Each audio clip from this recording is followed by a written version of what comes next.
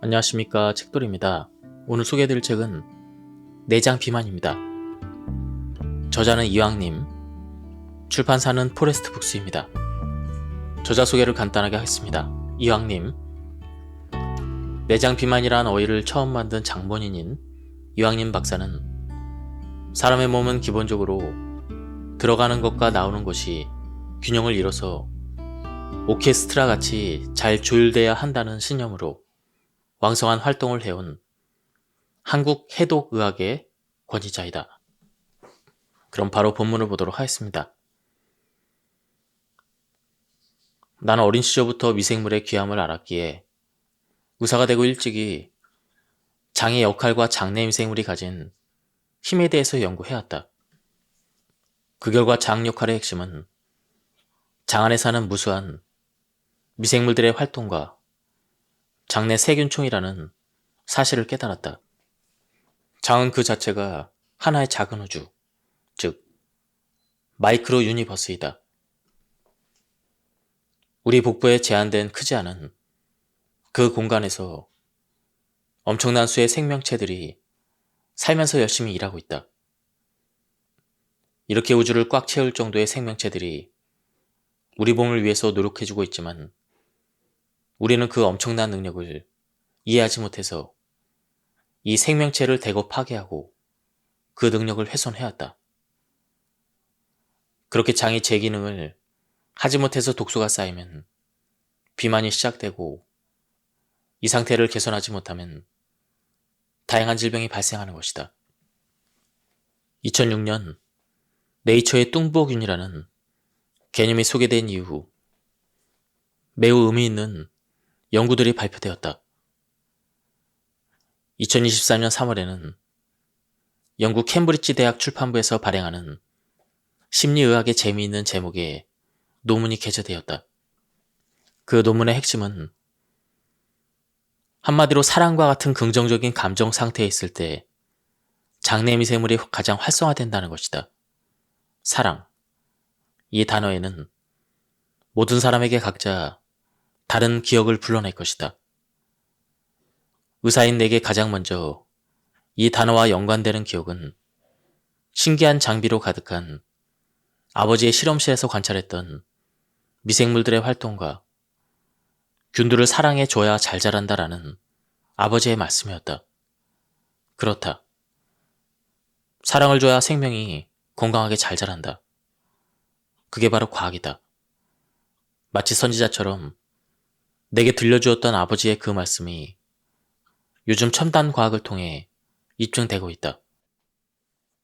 이 책 내장 비만은 그런 사랑을 담아 의사로서 일해오며 깨달은 것들을 정리한 책이다. 내장 지방으로 인해 체내 염증 반응과 만성 염증을 피하는 여러 가지 길 중에 장간축을 중심으로 풀어갔으며 가장 확실한 방법은 염증을 피해가는 길이라는 점을 강조했다. 균형만 잘 잡으면 죽으란 법은 없다. 이 책의 주제인 내장 비만도 마찬가지다. 남자든 여자든 중년으로 접어들어 슬슬 배가 나오기 시작하면 흔히들 운동을 안 해서 혹은 많이 먹어서 그렇다고 생각한다. 물론 두 가지 다 완전히 틀린 이야기는 아니다. 그러나 늘어나는 뱃살의 비밀은 균형에 있다. 무엇과 무엇의 균형인가? 들어오는 것과 나가는 것의 균형이다. 배설은 우리 몸에서 일어나는 여러 가지 신진대사 가운데 한 부분에 지나지 않는다. 각 소화기관, 나아가 세포 하나하나도 영양분을 섭취하고 배설한다. 그 모든 과정이 톱니바퀴처럼 정확하게 맞아떨어질 때 우리 몸은 균형을 유지한다. 따라서 배가 나온다는 것은 곧 몸의 균형이 깨졌다는 것이다. 깨진 균형을 바로잡지 않는 한 아무리 운동을 하고 다이어트를 해도 뱃살은 들어가지 않는다. 배에 기름이 껴서 사람이 못쓰게 됐다라는 말을 흔히들 쓴다. 열심히 일하던 사람이 배가 나오면서 불성실해졌다거나 게을러졌다고 질타하는 것이다. 그러나 의사의 입장에서 배에 기름이 꼈다는 건 바로 건강하지 못하다는 것이다. 배에 기름이 꼈다면 인간의 중요한 소화기관이 내장지방으로 지나치게 둘러싸여 제대로 활동하지 못하고 있다는 것이다. 이것은 매우 심각한 것이다. 내장 비만이 말 그대로 만병의 근원인 이유에 대해서 앞으로 자세히 설명하겠지만 내장 비만으로 직접적 또는 간접적으로 유발되는 질병이 얼마나 많은지 알면 깜짝 놀랄 것이다. 내장 비만과 관련되지 않은 현대병이 없을 정도이다. 결국 내장 지방을 없애려면 몸속, 특히 장과 간에 쌓인 노폐물을 씻어내야 한다. 이는 단지 내장 비만뿐만 아니라 우리 몸을 자연 상태와 가깝게 되돌림으로써 건강을 유지하는 지름길이기 때문이다. 비움이 곧 체움이요, 체움이 곧 비움이라 했던가. 나는 조율의 개념으로 현대의학의 데이터와 자연의학의 치유력을 접목하는 통합의학을 제시하고 예방과 치유, 치료를 체계화하여 여러 가지 치료 방법을 고안해냈다. 흐르다라는 말은 어디에선가 물이 들어오고 또 어느 쪽인가 물이 나가고 있다는 의미를 동시에 가진다. 인체를 보면 물에 속하는 혈액 역시 이 이치에서 한치도 벗어날 수 없다. 생명은 기본적으로 비움의 메커니즘을 전제로 하기 때문이다. 사람의 피는 대부분 물로 이루어져 있다. 그런데 지방은 물에 녹지 않는다. 따라서 피 속에 스며든 지방은 단백질로 둘러싸인 채 우리 몸속을 돌아다닌다. 이런 지방과 단백질의 결합체를 지단백이라고 한다. 이 지단백 자체를 무조건 건강에 해롭다고 할 수 없다. 종류가 여러 가지고 그 중에는 우리 몸에 좋은 역할을 하는 것도 있기 때문이다. 그런데 기본적으로 피 속의 지방, 즉 기름기가 많다는 사실은 전체적인 혈액순환에 상당히 좋지 않은 역할을 한다. 예를 들어 맹물을 빨대로 빨아들일 때는 별로 힘들이지 않아도 쑥쑥 빨려 올라오지만 기름을 빨대로 빨아들이려면 맹물보다 서너 배 이상 힘을 줘야 한다. 마찬가지로 맑고 깨끗한 피는 별 무리 없이 자연스럽게 몸속을 순환하지만 기름기가 많이 섞인 지저분한 피를 순환시키기 위해서는 그만큼 펌프, 즉 심장의 부담이 커지기 마련이다. 또 기름은 물보다 무겁다. 끈적끈적해서 잘 흐르지 않는 데다 물보다 무겁기까지 하니 자칫 조그만 틈이라도 있으면 그곳에 눌러먹기 쉬워진다. 이렇게 한 겹, 두 겹 기름기가 쌓이다 보면 그 부분의 혈관은 그만큼 좁아질 수밖에 없다.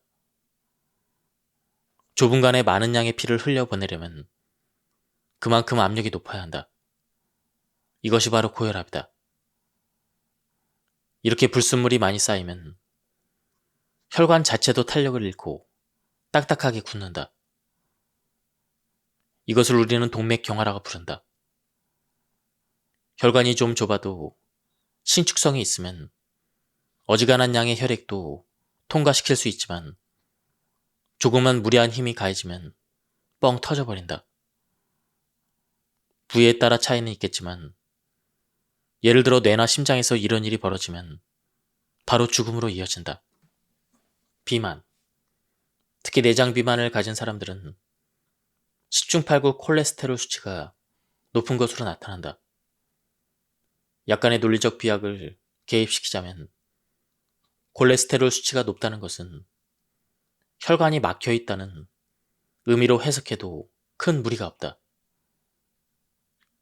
결국 더욱 심각한 것은 돌연사의 위험성이다.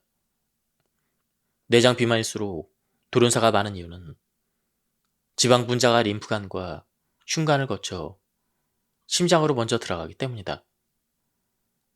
여기서 관상동맥이 막히면 심장마비를 초래한다. 생명은 순환이라고 했다. 막힘은 곧 죽음이라는 사실을 명심해야 한다. 알코올은 섭취되는 열량 가운데 가장 먼저 소모되는 경향을 보인다. 다시 말해 탄수화물이나 지방, 단백질 등의 에너지로 소비되는 것을 방해하는 작용을 한다는 것이다. 그러니 술과 함께 삼겹살이나 장어 같은 기름기 많은 안주를 먹으면 알코올이 분해되어 에너지원으로 쓰이는 대신 나머지 영양소는 고스란히 우리 몸속에 남게 되는 것이다. 흔히 술자리에서 안주바를 세운다라는 이유로 친구들의 눈총을 받는 사람이라면 안주를 한 점씩 집어먹을 때마다 친구들의 눈총보다 훨씬 무서운 내장지방이 차곡차곡 쌓인다는 사실을 상기해야 한다. 결과적으로 술을 많이 마시면 살이 찌는 것은 너무나 당연한 논리적인 귀결이다. 그러나 문제는 사회생활을 하다 보면 본인의 의지와는 무관하게 술을 먹어야 하는 때가 많다는 것이다. 그리고 의외로 술에 관한 상식 중에는 잘못된 것들이 많이 있다. 첫째, 술을 마실 때 안주를 먹어야 한다는 말을 많이 한다. 물론 잘 먹는다는 말을 어떻게 해석하느냐에 따라 다르겠지만 흔히 생각하는 것처럼 기름진 육류를 의미하는 것이라면 이것은 잘못된 상식이다. 앞서 말했듯 술과 함께 먹는 안주는 고스란히 지방으로 당신의 뱃속에 축적되기 때문이다. 따라서 안주를 잘 먹는다고 할 때는 그 안주는 바로 채소이다. 미역이나 다시마 같은 해조류도 괜찮다. 그래도 술자리에서 고기 한 점 안 집어 먹을 수는 없겠지만 그런 면에서 고기를 채소에 싸먹는 쌈은 최선까지는 아니더라도 차선은 된다. 둘째, 술을 마실 때는 밥을 아예 먹지 않거나 술을 마신 다음 밥을 먹는 사람이 많이 있다. 원칙적으로 먼저 밥을 먹고 어느 정도 소화가 된 다음에 술을 먹는 것이 가장 좋다. 심지어 술자리가 끝나고 집에 가서 밥을 먹는 사람도 의외로 많은데 이것은 조금이라도 빨리 배가 나오고 싶어서 안다라는 것과 마찬가지다. 알코올은 뇌의 포만중추를 마비시켜서 먹어도 음식이 계속 들어갈 수 있게 해준다. 그래서 술을 먹으면 2차, 3차, 4차를 가면서도 계속 음식이 들어갈 수가 있다. 셋째, 술을 마시고 나서 운동을 하거나 사우나를 해서 땀을 빼면 술을 빨리 깨는 데 도움이 된다고 믿는 사람들이 있다.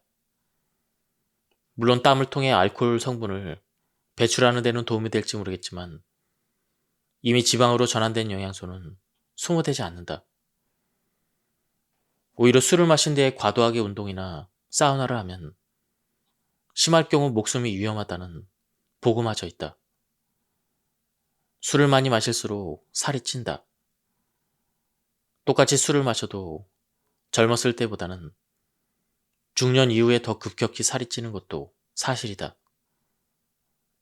아무래도 젊었을 때는 활동량이 많고 에너지 대사도 활발해서 살이 덜 찌지만 나이가 들면 이 두 가지가 모두 줄어들기 때문이다. 뱃살을 줄이고 싶으면 술부터 줄여야 한다. 산소는 아주 밝고 건강한 이미지를 가진 단어지만 산화라고 하면 왠지 시큼하고 부정적인 이미지가 생겨난다. 여기에 과가 붙여지면서 과산화가 되면 이미 그 어감만으로도 불길한 느낌이 든다. 우리에게 가장 익숙한 과산화의 용례는 아마도 과산화 수소일 것이다. 상처난 곳에 바르면 하얗게 거품이 일면서 무지하게 따가운 느낌을 주던 그 소독약이 바로 과산화 수소이다. 물론 상처에 바르면 균을 없애고 소독을 해주니 좋은 역할을 하지만 이것이 우리 몸속을 제멋대로 휘젓고 다니며 아군 적군 가리지 않고 마구 죽여버리면 문제가 심각해진다. 또한 활성산소에 의해서 과산화되기 가장 쉬운 것 가운데 하나가 바로 지질, 즉 지방이다. 우리 몸에 꼭 필요한 영양소 가운데 하나인 지방이 활성산소를 만나면 그 이름도 부담스러운 과산화 지질이 되어 졸지의 악당으로 변신해 버리는 것이다. 바로 이 과산화 지질이 이 책의 주제인 내장 지방의 원흉이라 해도 과언이 아니다. 간혹 식사를 통해 지방을 많이 섭취하지도 않고 술도 전혀 마시지 않을 뿐만 아니라 약물 복용도 하지 않았는데 지방간이 생기는 사람이 종종 있다. 그 이유는 생체 내에서 과잉 활성화된 유해산소가 과산화 재질과 결합하면서 세포막을 파괴하기 때문이다. 스트레스나 술, 담배, 인스턴트 식품, 환경공해, 전자파동 등으로 발생한 유해산소가 체내 지방을 과산화시켜 지방간을 만들게 되는 것이다. 내장 비만이라는 것은 곧 간에 기름이 낀 상태이기에 호르몬 생성에 문제가 생기는 것은 당연한 일이고 피로도 쉽게 느낀다. 또 내장 비만인 상태에서는 전립선이 눌려 있어 호르몬 분비 및 기능이 원활하지 못하다. 마지막으로 몸에 지방이 많아지면 지방에 있는 효소가 여성 호르몬인 에스트로겐의 생성을 촉진한다. 유방암이 살찐 여자에게 많이 발병하는 이유와 살찐 남자는 정력이 약하다는 소문도 모두 이러한 이론에서 나왔다. 정력을 키우고 남자로서의 자신감을 기르고 싶다면 비아그라를 찾는 것이 아니라 내장 지방부터 없애야 한다. 내장 비만을 없애면 뱃속의 기름만 없어지는 것이 아니라 남자로서의 자신감을 되찾을 수 있기 때문이다. 암세포란 원래 정상세포가 변질을 일으킨 것이다. 몸속에서 온갖 스트레스와 유해 독소가 쌓이다 보니 정상세포가 이 상태로는 도저히 견딜 수가 없어 소위 딴살림을 차린 것이 암세포인 셈이다. 말하자면 암세포는 지하 반란군이다. 자기가 죽지 않으려면 세력을 키워야 하고 그래서 맹렬한 속도로 자기 복제를 시작한다. 인간 세상에서도 전쟁이 나면 출생률이 오히려 높아지는 것과 같은 이치이다. 지하 반란군의 저항력은 정상 세포보다는 월등히 강하다. 우리 몸속의 가혹한 조건이 암세포라는 독종을 만든 것이다. 서울대 의과대학 박상철 교수가 발표한 논문에 의하면 젊은 세포와 늙은 세포에 독소를 줬더니 젊은 세포는 그 자리에서 죽었고 늙은 세포는 적응하면서 서서히 죽더라는 것이다. 암세포가 풀뿌리처럼 질긴 생민력을 발휘하는 이유도 이것으로 설명이 된다.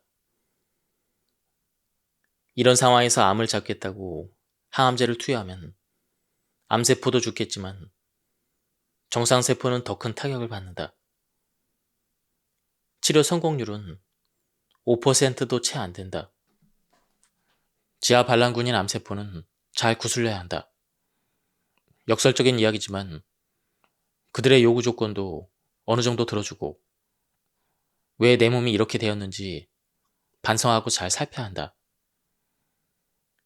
일단 특수 장 세척으로 몸 청소를 시작한다.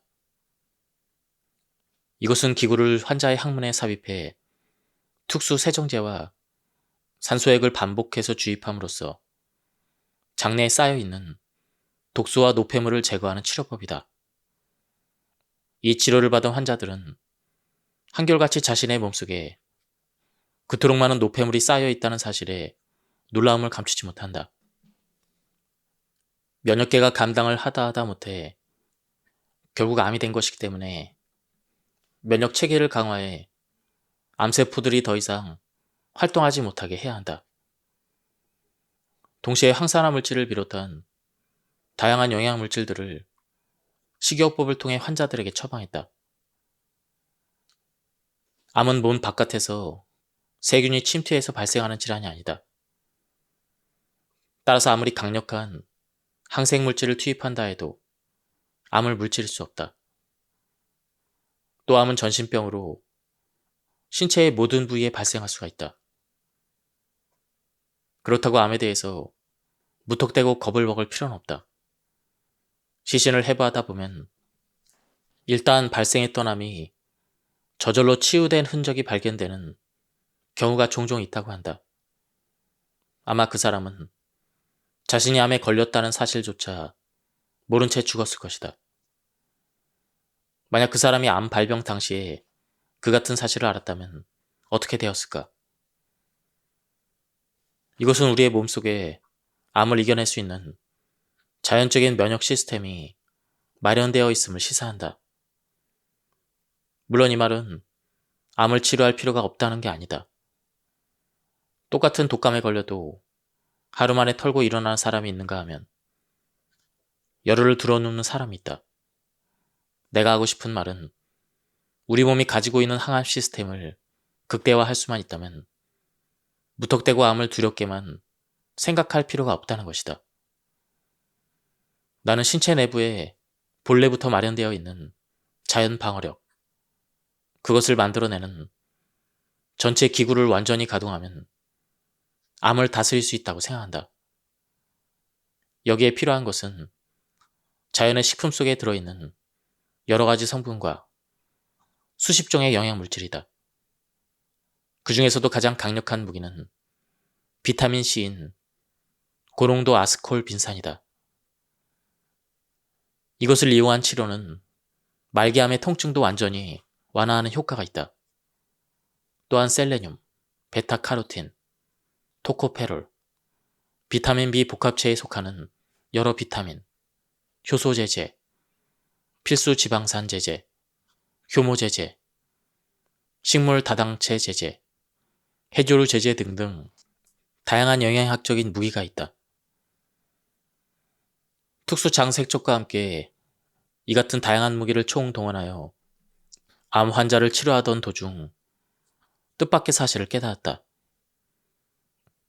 암을 치료하거나 예방하기 위해 장을 청소한 환자들은 열이면 열, 복부 비만이 사라졌다는 것이다. 단순히 몸이 날씬해지는 것만 아니라 복부에 끼어있던 지방이 제거되다니 정말 획기적인 일이었다. 그리고 암보다 오히려 복부 비만 때문에 우리 병원을 찾는 환자들이 많아졌다. 그래서 아예 장과 간을 깨끗이 청소, 해독하고 그 빈자리를 몸의 이로운 물질로 채우는 식이요법을 더하여 해독 비만 치료 프로그램을 개발한 것이다. 우리 몸은 생각보다 훨씬 많은 독소로 중독되어 있다. 우리가 다루고 있는 내장 지방이 그 독소를 만들어내는 주범이다. 그렇다면 어떻게 간과장을 해독했을 뿐인데 내장 지방이 사라졌을까? 장을 건강하게 만들기 위해 장관의 점막을 보호해주는 방법이 있다고 했다. 모든 생명체는 막으로 둘러싸여 있다. 막이 없다면 세포는 썩어갈 것이고 동물이든 식물이든 막이 손상되면 바로 질병으로 이어진다. 세포막이나 근막, 망막 등 우리 몸속에는 여러 가지 막이 있지만 그 중에서 점막은 세포를 둘러싸고 있는 끈적끈적한 성분의 얇은 막이다. 우리 몸은 이러한 점막을 보호하기 위해 자연적으로 어떤 물질을 분비하는데 이 물질을 점액이라고 한다. 이 점액의 합성에 꼭 필요한 것이 비타민 A이다. 따라서 비타민 A가 부족하면 점액의 공급이 충분히 이루어지기 어렵고 이로써 점액 부족 현상이 나타나면 곧 점막의 손상으로 이어지면서 세포막이 건조해지고 상하거나 굳어진다. 손상된 막에 틈이 생기면 이러한 현상은 곧바로 세균이나 바이러스의 침입을 유도하면서 혈액순환 장애를 일으키는 등 각종 질병에 노출되는 원인이 된다. 이처럼 점막이 굳어지는 상태가 호흡 기관에서 일어나면 감기와 기관지염 등에 걸리기 쉬우며 코의 점막도 약해지므로 바이러스의 침입을 막지 못해 감기에 자주 걸리고 비염이나 폐렴 같은 기타 호흡기의 장애를 일으킨다.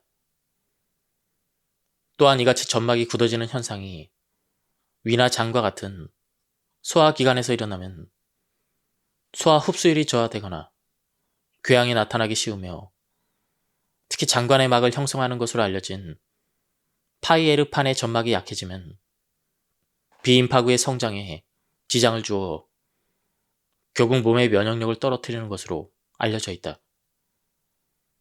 지금까지 설명한 바와 같이 점막을 보호하기 위해서는 점막을 둘러싸고 있는 점액이 충분히 분비되어야 한다는 것이 필수 요건이다. 현대인들은 과거와 달리 섬유질이 적고 지방질이 많이 함유된 인스턴트 식품들, 그리고 인공 조미료의 과다 사용으로 건강에 여러 문제들을 일으키고 있다. 특히 동물성 지방 섭취 편중의 식생활은 장내 주름벽에 기름때를 형성하여 배설돼야 될 각종 노폐물들이 달라붙어 부패를 거듭함으로써 맹독성 물질을 발생시킨다. 이러한 노폐물들은 체외로 배출하지 못하고 대장에서 수분과 함께 흡수되어 혈액 중에 용해된 독소들은 간의 해독 기능을 저하시켜 간 수치를 증가시키고 간의 활성을 방해하여 간질환을 일으키는 데 큰 역할을 담당한다. 또한 에너지 소비 후에 남은 것은 지방질로 전환되어 체내 주요 에너지 저장 기관인 지방 조직의 중성지방 형태로 피하 조직과 잔 각막에 축적된다.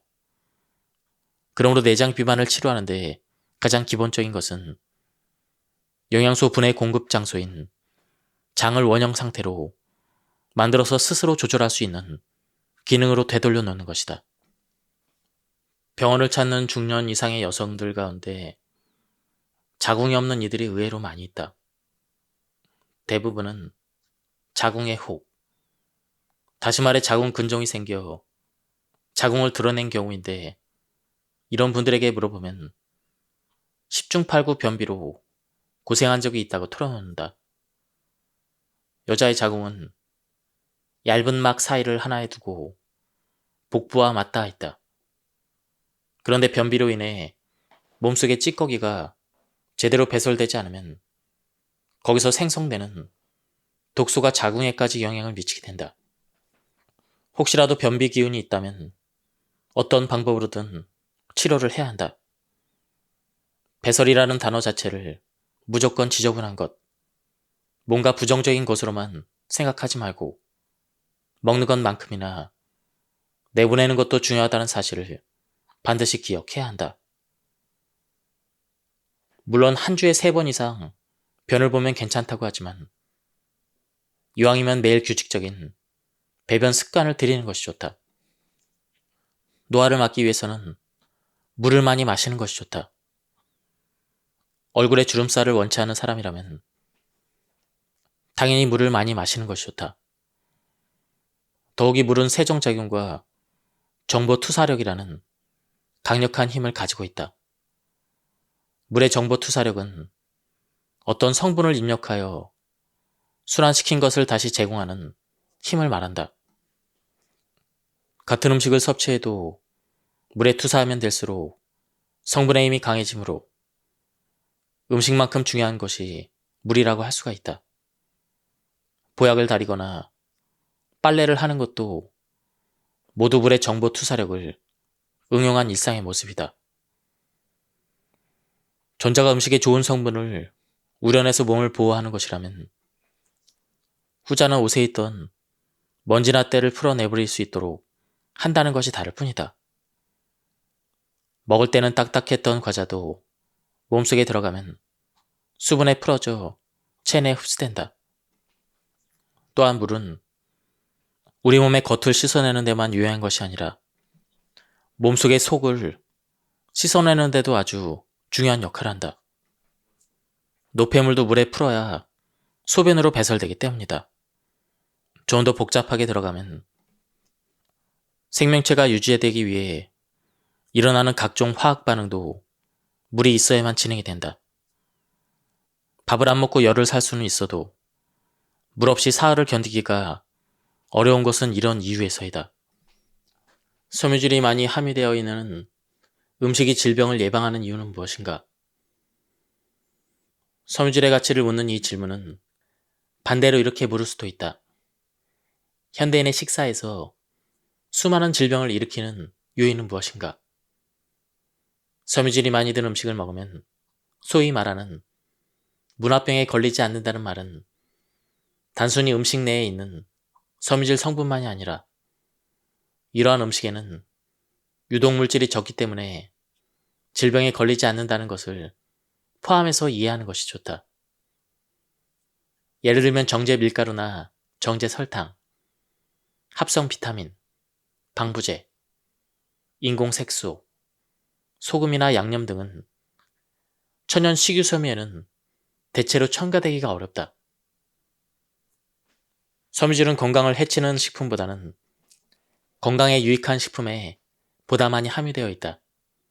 예를 들면 육류에는 섬유질이 적게 함유되어 있고 그 대신에 요산이 보다 많이 포함되어 있어 관절염이나 류머티즘 등의 염증성 질환을 유발한다.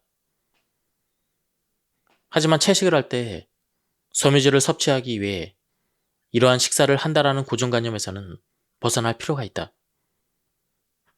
그저 좋은 식사를 습관적으로 즐기는 것일 뿐이다. 우리가 어느 특정 음식을 그 음식에 함유되어 있는 특정 비타민이나 무기물질, 아미노산, 탄수화물이나 효소 등을 섭취하기 위해서 먹는 것이 아닌 것처럼 말이다. 과학자들은 인간의 위벽이 5일마다 새롭게 교체된다는 사실을 밝혀냈다. 또한 피부가 새롭게 만들어지는 데는 약 한 달, 간장도 새롭게 바뀌려면 약 6주가 걸린다. 몸의 구조 조정을 위한 프로그램을 일주일 단위로 짠 이유는 이 때문이다. 지금껏 당연하게 여기며 살아왔던 시 공간과의 단절을 위해서는 일주일은 결코 짧은 시간이 아니다. 일주일 동안 이 작전을 감행한다면 몸이 바뀌는 것을 체험할 것이다. 자, 새롭게 구성될 내 몸을 위한 프로그램을 살펴보자. 몸의 균형을 조율하고 해독하는 식사관리법으로 7일간의 식사량을 포물선을 그리게끔 조정하는 것이 포인트다. 1일차는 장을 비우는 날로 단식을 한다. 이날은 하루에 2리터에서 3리터의 물이나 이온 음료를 마신다. 물을 마실 때는 미네랄이 풍부한 천일염을 물 1리터당 9에서 10g 정도 녹여 마시면 좋다. 2일차에는 절식을 한다. 전날 진행한 단식으로 인해 미네랄 불균형이 발생했을지 모른다. 혈압의 저하 또는 무기력과 체내 단백질 손실이 일어난 상태일 수도 있으니 필수 영양소를 취하도록 한다. 영양 대용식, 설탕을 넣지 않은 제철 과일 주스, 스프 또는 분말 형태의 조유식이나 생식을 물에 섞어 섭취하면 좋다. 3일차는 소식을 한다. 위에 부담이 가지 않도록 죽 또는 유동식을 먹는다. 5일차에는 일반식을 먹는다. 평상시에 먹는 식사의 양대로 먹되 자연식 위주로 먹기를 추천한다. 6일차에는 3일차와 마찬가지로 소식을 한다. 그리고 7일차는 절식을 하되 컨디션에 따라 단식을 진행해도 좋다. 이 프로그램은 단식과 절식, 소식, 일반식, 일반식, 소식, 절식의 사이클을 포물선 모양으로 취한다. 열량을 깐깐히 체크하기보다는 몸의 변화를 관찰하면서 몸의 균형을 조율해 나가는 것이 중요하다. 또한 열량 소비 속도와 몸의 회복 속도, 그리고 기초 대사량과 활동 대사량의 증감에 따라 일반식 섭취 시 열량은 조정이 가능하다. 열량보다 더 중요한 것이 무엇을 먹느냐이다. 가능하다면 탄수화물은 적게, 식이섬유는 많이, 지방과 단백질 위주의 식단을 짜서 먹는 것을 추천한다. 감량 목표를 세운다면 최소 3개월 이상 기간에 체중의 5%로 정하는 것이 좋다. 고도 비만이라고 해도 일주일에 0.5에서 1kg 정도만 감량해야 요요 현상이 일어나지 않는다. 단 이 프로그램은 어린이나 성장기 청소년, 임산부에게는 추천하지 않는다. 이 프로그램은 식단 관리 외에도 식사, 영양, 운동, 호흡 등 다양한 요법들이 병행되어야 한다. 지금까지 이 책에 대한 리뷰를 모두 마쳤습니다. 이 책은 가독성이 굉장히 좋았습니다. 그리고 굉장히 재밌는 내용들이 많이 들어있었는데요. 시간 관계상 다 설명드리지 못했습니다. 한번 책을 구해서 읽어보실 것을 추천드립니다. 여기서 리뷰를 마치도록 하겠습니다. 감사합니다. 안녕하십니까, 책돌이입니다. 오늘 소개해드릴 책은 내장 비만입니다. 저자는 이왕님, 출판사는 포레스트 북스입니다.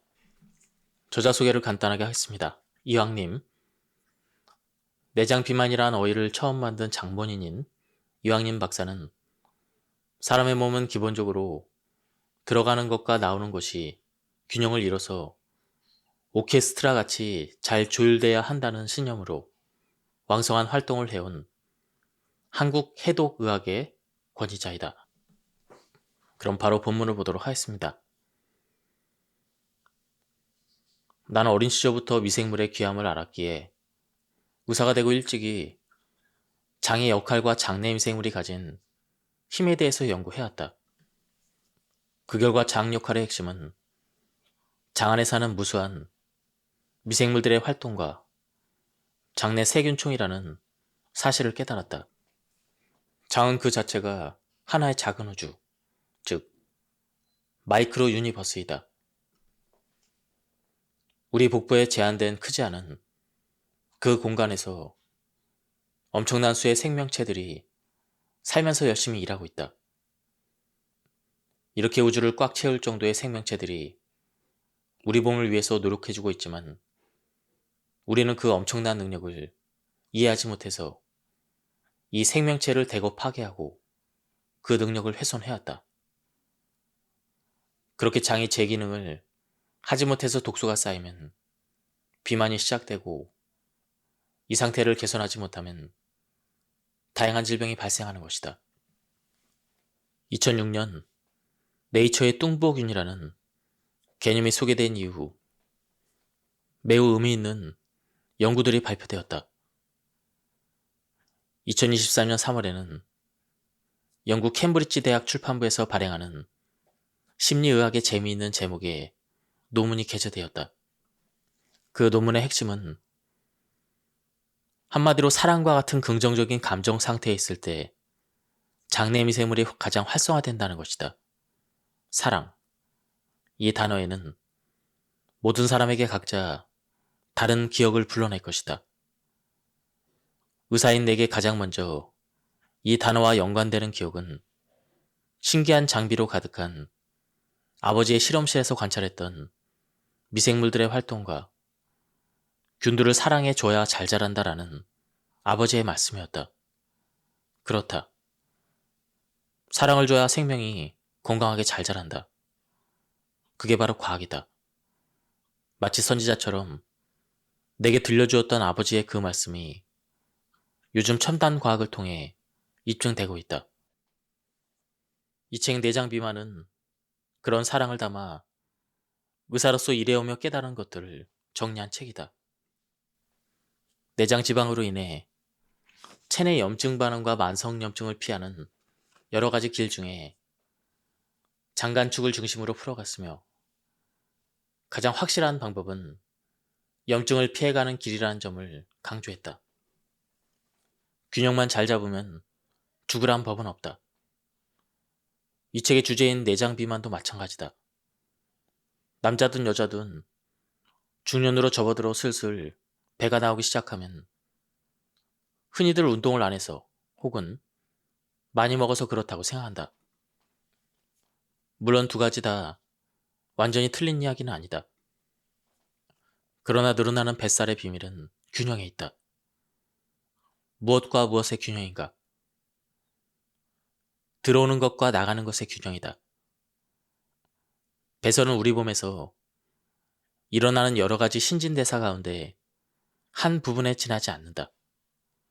각 소화기관, 나아가 세포 하나하나도 영양분을 섭취하고 배설한다. 그 모든 과정이 톱니바퀴처럼 정확하게 맞아떨어질 때 우리 몸은 균형을 유지한다. 따라서 배가 나온다는 것은 곧 몸의 균형이 깨졌다는 것이다. 깨진 균형을 바로잡지 않는 한 아무리 운동을 하고 다이어트를 해도 뱃살은 들어가지 않는다. 배에 기름이 껴서 사람이 못쓰게 됐다라는 말을 흔히들 쓴다.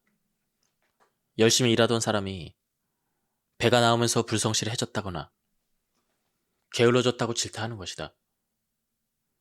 그러나 의사의 입장에서 배에 기름이 꼈다는 건 바로 건강하지 못하다는 것이다. 배에 기름이 꼈다면 인간의 중요한 소화기관이 내장지방으로 지나치게 둘러싸여 제대로 활동하지 못하고 있다는 것이다. 이것은 매우 심각한 것이다. 내장 비만이 말 그대로 만병의 근원인 이유에 대해서 앞으로 자세히 설명하겠지만 내장 비만으로 직접적 또는 간접적으로 유발되는 질병이 얼마나 많은지 알면 깜짝 놀랄 것이다. 내장 비만과 관련되지 않은 현대병이 없을 정도이다. 결국 내장 지방을 없애려면 몸속, 특히 장과 간에 쌓인 노폐물을 씻어내야 한다. 이는 단지 내장 비만뿐만 아니라 우리 몸을 자연 상태와 가깝게 되돌림으로써 건강을 유지하는 지름길이기 때문이다. 비움이 곧 채움이요, 채움이 곧 비움이라 했던가. 나는 조율의 개념으로 현대의학의 데이터와 자연의학의 치유력을 접목하는 통합의학을 제시하고 예방과 치유, 치료를 체계화하여 여러 가지 치료 방법을 고안해냈다. 흐르다라는 말은 어디에선가 물이 들어오고 또 어느 쪽인가 물이 나가고 있다는 의미를 동시에 가진다. 인체를 보면 물에 속하는 혈액 역시 이 이치에서 한치도 벗어날 수 없다. 생명은 기본적으로 비움의 메커니즘을 전제로 하기 때문이다. 사람의 피는 대부분 물로 이루어져 있다. 그런데 지방은 물에 녹지 않는다. 따라서 피 속에 스며든 지방은 단백질로 둘러싸인 채 우리 몸속을 돌아다닌다. 이런 지방과 단백질의 결합체를 지단백이라고 한다. 이 지단백 자체를 무조건 건강에 해롭다고 할 수 없다. 종류가 여러 가지고 그 중에는 우리 몸에 좋은 역할을 하는 것도 있기 때문이다. 그런데 기본적으로 피 속의 지방, 즉 기름기가 많다는 사실은 전체적인 혈액순환에 상당히 좋지 않은 역할을 한다. 예를 들어 맹물을 빨대로 빨아들일 때는 별로 힘들이지 않아도 쑥쑥 빨려 올라오지만 기름을 빨대로 빨아들이려면 맹물보다 서너 배 이상 힘을 줘야 한다. 마찬가지로 맑고 깨끗한 피는 별 무리 없이 자연스럽게 몸속을 순환하지만 기름기가 많이 섞인 지저분한 피를 순환시키기 위해서는 그만큼 펌프, 즉 심장의 부담이 커지기 마련이다. 또 기름은 물보다 무겁다. 끈적끈적해서 잘 흐르지 않는 데다 물보다 무겁기까지 하니 자칫 조그만 틈이라도 있으면 그곳에 눌러먹기 쉬워진다. 이렇게 한 겹, 두 겹 기름기가 쌓이다 보면 그 부분의 혈관은 그만큼 좁아질 수밖에 없다. 좁은 간에 많은 양의 피를 흘려보내려면 그만큼 압력이 높아야 한다. 이것이 바로 고혈압이다. 이렇게 불순물이 많이 쌓이면 혈관 자체도 탄력을 잃고 딱딱하게 굳는다. 이것을 우리는 동맥경화라고 부른다. 혈관이 좀 좁아도 신축성이 있으면 어지간한 양의 혈액도 통과시킬 수 있지만 조금만 무리한 힘이 가해지면 뻥 터져버린다. 부위에 따라 차이는 있겠지만 예를 들어 뇌나 심장에서 이런 일이 벌어지면 바로 죽음으로 이어진다. 비만, 특히 내장 비만을 가진 사람들은 10중 8구 콜레스테롤 수치가 높은 것으로 나타난다. 약간의 논리적 비약을 개입시키자면 콜레스테롤 수치가 높다는 것은 혈관이 막혀 있다는 의미로 해석해도 큰 무리가 없다. 결국 더욱 심각한 것은 돌연사의 위험성이다. 내장 비만일수록 돌연사가 많은 이유는 지방 분자가 림프관과 흉관을 거쳐 심장으로 먼저 들어가기 때문이다. 여기서 관상동맥이 막히면 심장마비를 초래한다. 생명은 순환이라고 했다. 막힘은 곧 죽음이라는 사실을 명심해야 한다. 알코올은 섭취되는 열량 가운데 가장 먼저 소모되는 경향을 보인다. 다시 말해 탄수화물이나 지방, 단백질 등이 에너지로 소비되는 것을 방해하는 작용을 한다는 것이다. 그러니 술과 함께 삼겹살이나 장어 같은 기름기 많은 안주를 먹으면 알코올이 분해되어 에너지원으로 쓰이는 대신 나머지 영양소는 고스란히 우리 몸속에 남게 되는 것이다. 흔히 술자리에서 안주바를 세운다라는 이유로 친구들의 눈총을 받는 사람이라면 안주를 한 점씩 집어먹을 때마다 친구들의 눈총보다 훨씬 무서운 내장지방이 차곡차곡 쌓인다는 사실을 상기해야 한다. 결과적으로 술을 많이 마시면 살이 찌는 것은 너무나 당연한 논리적인 귀결이다. 그러나 문제는 사회생활을 하다 보면 본인의 의지와는 무관하게 술을 먹어야 하는 때가 많다는 것이다.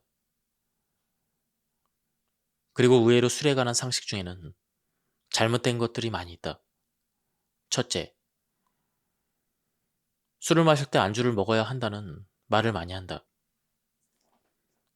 물론 잘 먹는다는 말을 어떻게 해석하느냐에 따라 다르겠지만 흔히 생각하는 것처럼 기름진 육류를 의미하는 것이라면 이것은 잘못된 상식이다. 앞서 말했듯 술과 함께 먹는 안주는 고스란히 지방으로 당신의 뱃속에 축적되기 때문이다.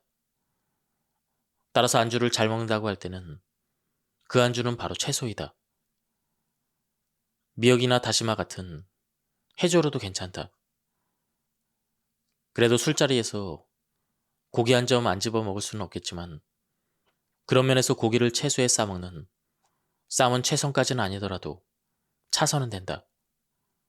둘째, 술을 마실 때는 밥을 아예 먹지 않거나 술을 마신 다음 밥을 먹는 사람이 많이 있다. 원칙적으로 먼저 밥을 먹고 어느 정도 소화가 된 다음에 술을 먹는 것이 가장 좋다. 심지어 술자리가 끝나고 집에 가서 밥을 먹는 사람도 의외로 많은데 이것은 조금이라도 빨리 배가 나오고 싶어서 안다라는 것과 마찬가지다. 알코올은 뇌의 포만중추를 마비시켜서 먹어도 음식이 계속 들어갈 수 있게 해준다. 그래서 술을 먹으면 2차, 3차, 4차를 가면서도 계속 음식이 들어갈 수가 있다. 셋째, 술을 마시고 나서 운동을 하거나 사우나를 해서 땀을 빼면 술을 빨리 깨는 데 도움이 된다고 믿는 사람들이 있다. 물론 땀을 통해 알코올 성분을 배출하는 데는 도움이 될지 모르겠지만 이미 지방으로 전환된 영양소는 소모되지 않는다. 오히려 술을 마신 뒤에 과도하게 운동이나 사우나를 하면 심할 경우 목숨이 위험하다는 보고마저 있다. 술을 많이 마실수록 살이 찐다.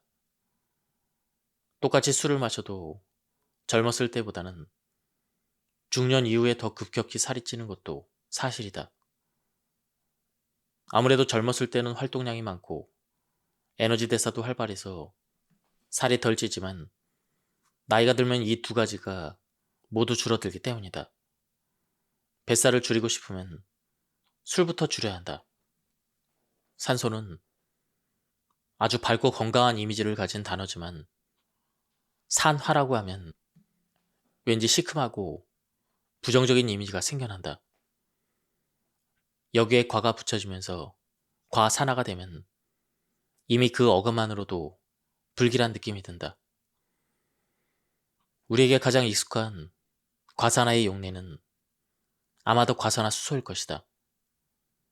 상처난 곳에 바르면 하얗게 거품이 일면서 무지하게 따가운 느낌을 주던 그 소독약이 바로 과산화 수소이다.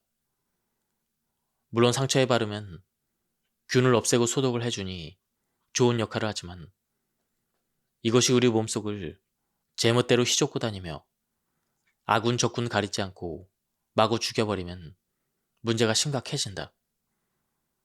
또한 활성산소에 의해서 과산화되기 가장 쉬운 것 가운데 하나가 바로 지질, 즉 지방이다. 우리 몸에 꼭 필요한 영양소 가운데 하나인 지방이 활성산소를 만나면 그 이름도 부담스러운 과산화 지질이 되어 졸지의 악당으로 변신해 버리는 것이다.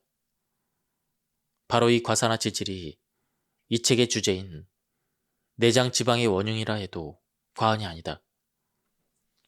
간혹 식사를 통해 지방을 많이 섭취하지도 않고 술도 전혀 마시지 않을 뿐만 아니라 약물 복용도 하지 않았는데 지방간이 생기는 사람이 종종 있다. 그 이유는 생체 내에서 과잉 활성화된 유해산소가 과산화 재질과 결합하면서 세포막을 파괴하기 때문이다. 스트레스나 술, 담배, 인스턴트 식품, 환경공해, 전자파동 등으로 발생한 유해산소가 체내 지방을 과산화시켜 지방간을 만들게 되는 것이다. 내장 비만이라는 것은 곧 간에 기름이 낀 상태이기에 호르몬 생성에 문제가 생기는 것은 당연한 일이고 피로도 쉽게 느낀다. 또 내장 비만인 상태에서는 전립선이 눌려 있어 호르몬 분비 및 기능이 원활하지 못하다. 마지막으로 몸에 지방이 많아지면 지방에 있는 효소가 여성 호르몬인 에스트로겐의 생성을 촉진한다.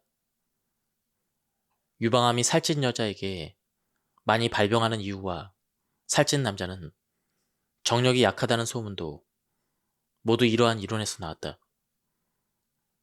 정력을 키우고 남자로서의 자신감을 기르고 싶다면 비아그라를 찾는 것이 아니라 내장 지방부터 없애야 한다. 내장 비만을 없애면 뱃속의 기름만 없어지는 것이 아니라 남자로서의 자신감을 되찾을 수 있기 때문이다. 암세포란 원래 정상세포가 변질을 일으킨 것이다. 몸속에서 온갖 스트레스와 유해 독소가 쌓이다 보니 정상세포가 이 상태로는 도저히 견딜 수가 없어 소위 딴살림을 차린 것이 암세포인 셈이다. 말하자면 암세포는 지하 반란군이다.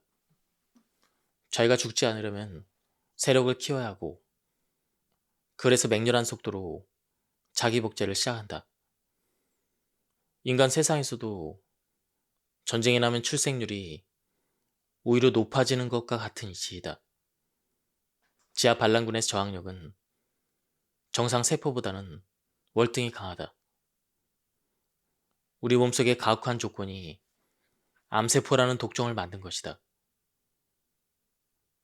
서울대 의과대학 박상철 교수가 발표한 논문에 의하면 젊은 세포와 늙은 세포에 독소를 줬더니 젊은 세포는 그 자리에서 죽었고 늙은 세포는 적응하면서 서서히 죽더라는 것이다. 암세포가 풀뿌리처럼 질긴 생명력을 발휘하는 이유도 이것으로 설명이 된다. 이런 상황에서 암을 잡겠다고 항암제를 투여하면 암세포도 죽겠지만 정상세포는 더 큰 타격을 받는다. 치료 성공률은 5%도 채 안 된다. 지하 반란군인 암세포는 잘 구슬려야 한다. 역설적인 이야기지만 그들의 요구 조건도 어느 정도 들어주고 왜 내 몸이 이렇게 되었는지 반성하고 잘 살펴야 한다. 일단 특수 장 세척으로 몸 청소를 시작한다. 이것은 기구를 환자의 항문에 삽입해 특수 세정제와 산소액을 반복해서 주입함으로써 장내에 쌓여있는 독소와 노폐물을 제거하는 치료법이다. 이 치료를 받은 환자들은 한결같이 자신의 몸속에 그토록 많은 노폐물이 쌓여있다는 사실에 놀라움을 감추지 못한다.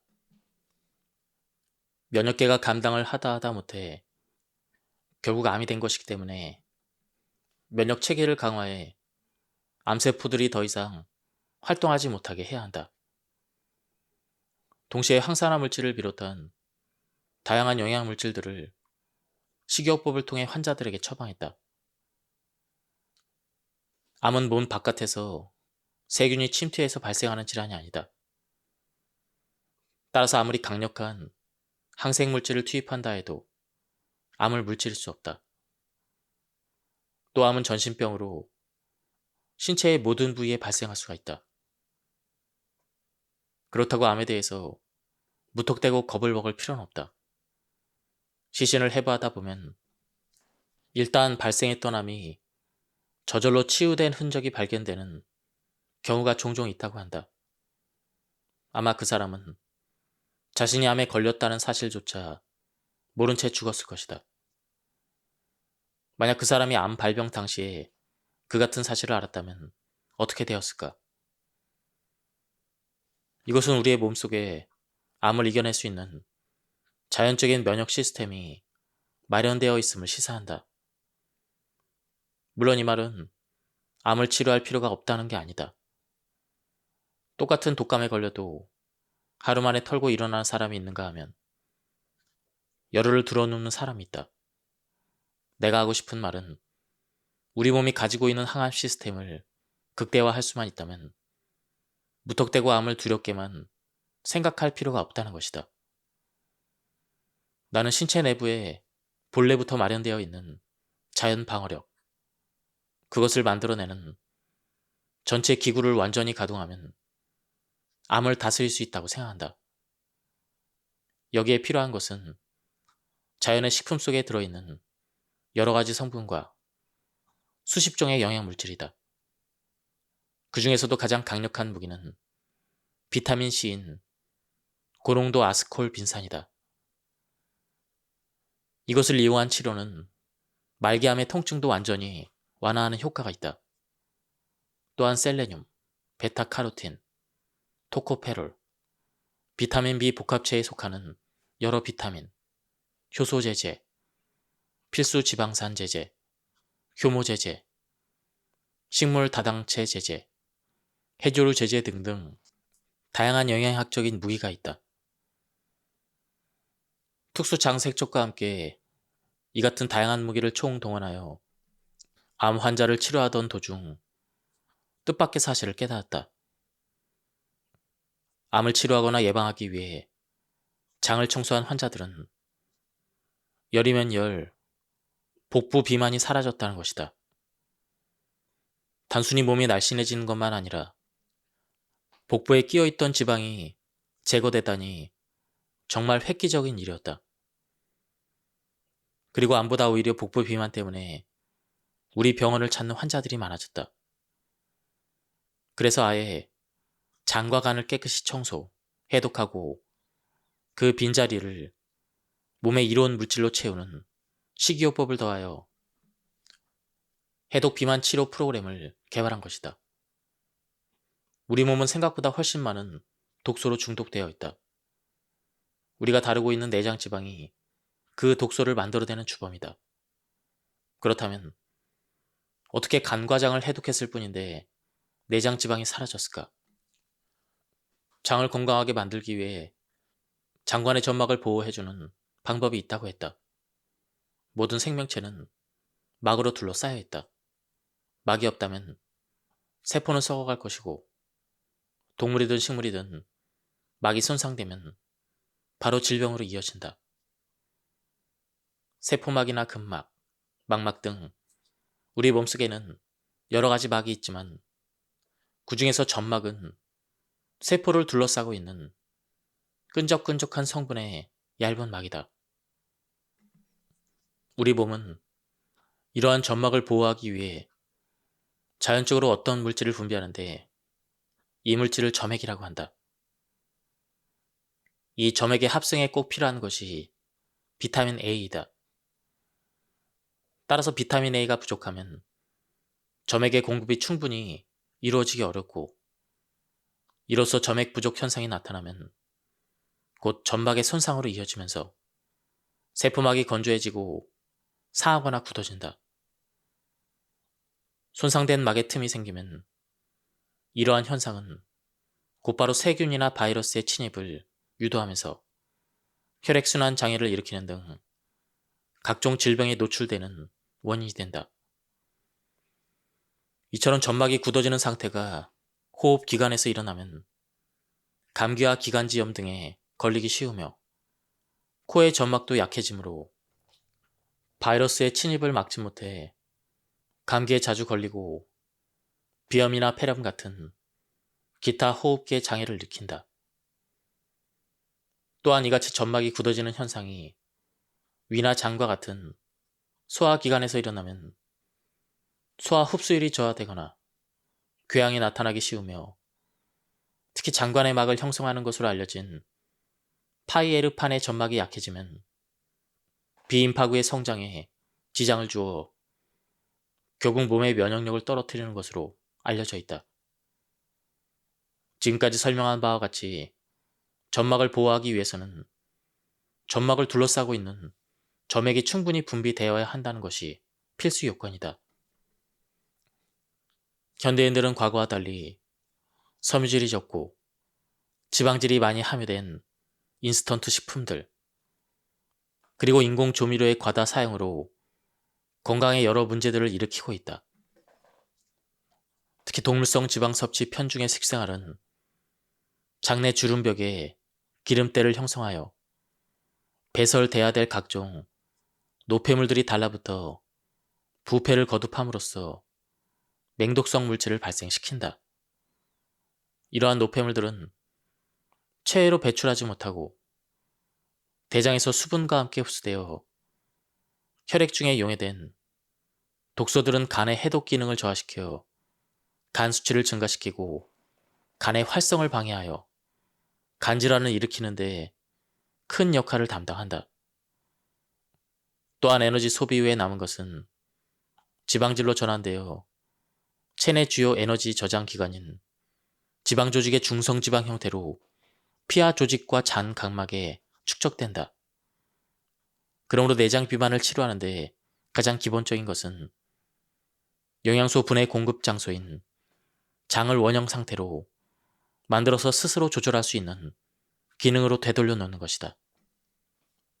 병원을 찾는 중년 이상의 여성들 가운데 자궁이 없는 이들이 의외로 많이 있다.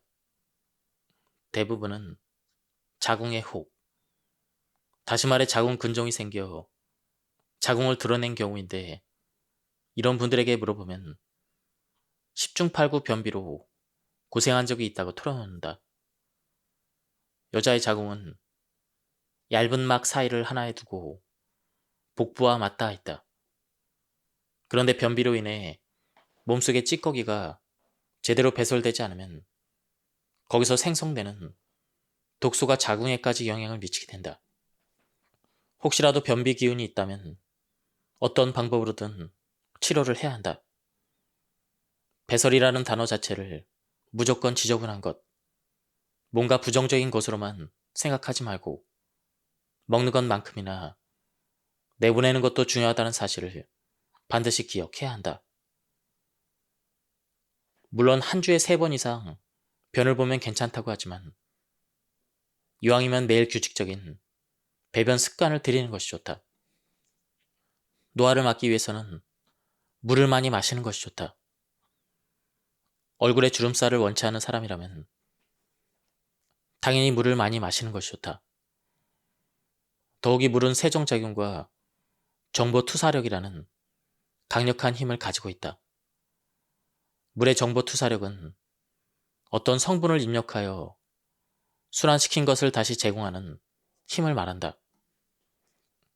같은 음식을 섭취해도 물에 투사하면 될수록 성분의 힘이 강해지므로 음식만큼 중요한 것이 물이라고 할 수가 있다. 보약을 다리거나 빨래를 하는 것도 모두 물의 정보 투사력을 응용한 일상의 모습이다.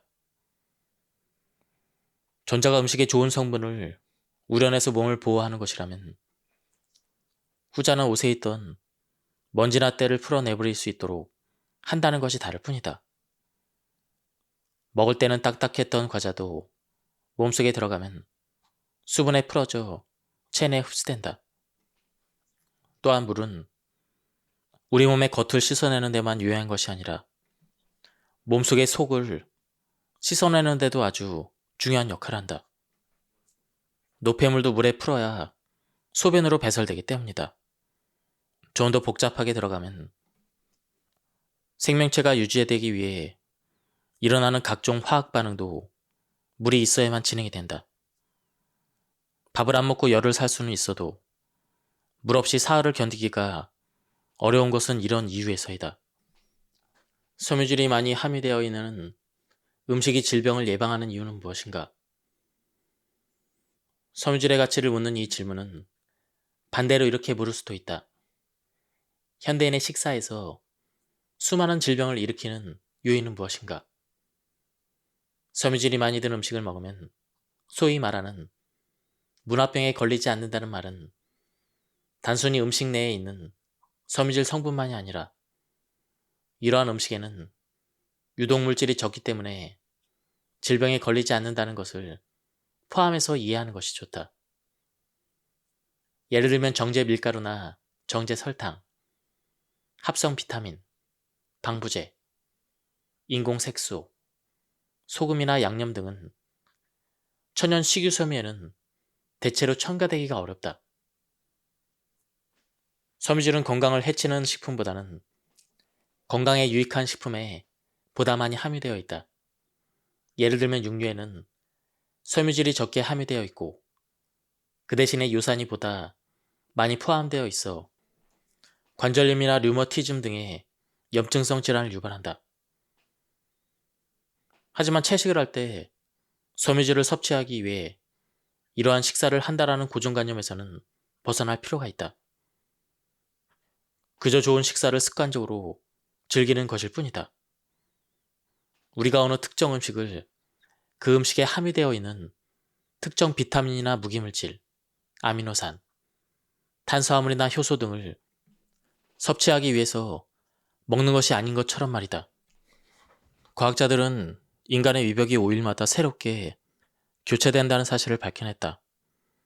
또한 피부가 새롭게 만들어지는 데는 약 한 달, 간장도 새롭게 바뀌려면 약 6주가 걸린다.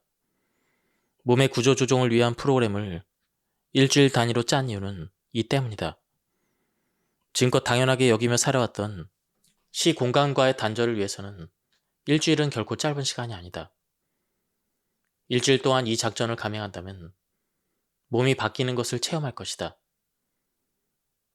자, 새롭게 구성될 내 몸을 위한 프로그램을 살펴보자. 몸의 균형을 조율하고 해독하는 식사관리법으로 7일간의 식사량을 포물선을 그리게끔 조정하는 것이 포인트다. 1일차는 장을 비우는 날로 단식을 한다. 이날은 하루에 2리터에서 3리터의 물이나 이온 음료를 마신다.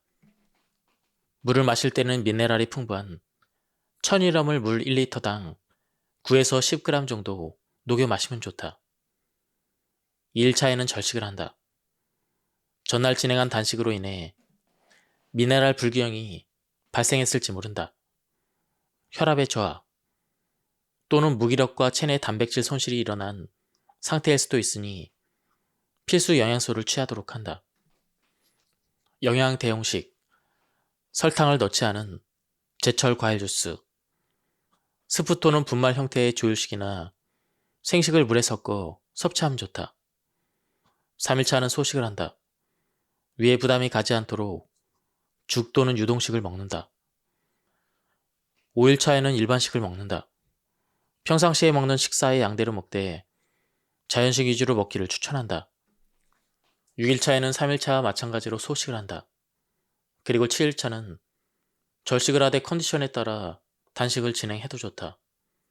이 프로그램은 단식과 절식, 소식, 일반식, 일반식, 소식, 절식의 사이클을 포물선 모양으로 취한다.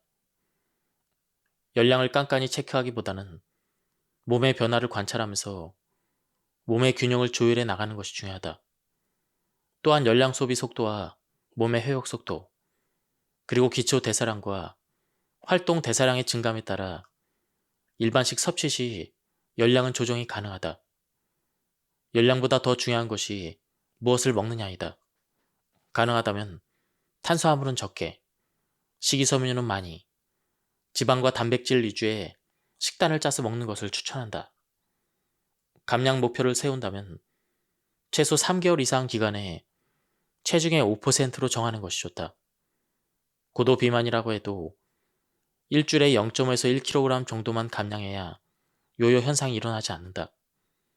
단 이 프로그램은 어린이나 성장기 청소년, 임산부에게는 추천하지 않는다. 이 프로그램은 식단 관리 외에도 식사, 영양, 운동, 호흡 등 다양한 요법들이 병행되어야 한다. 지금까지 이 책에 대한 리뷰를 모두 마쳤습니다.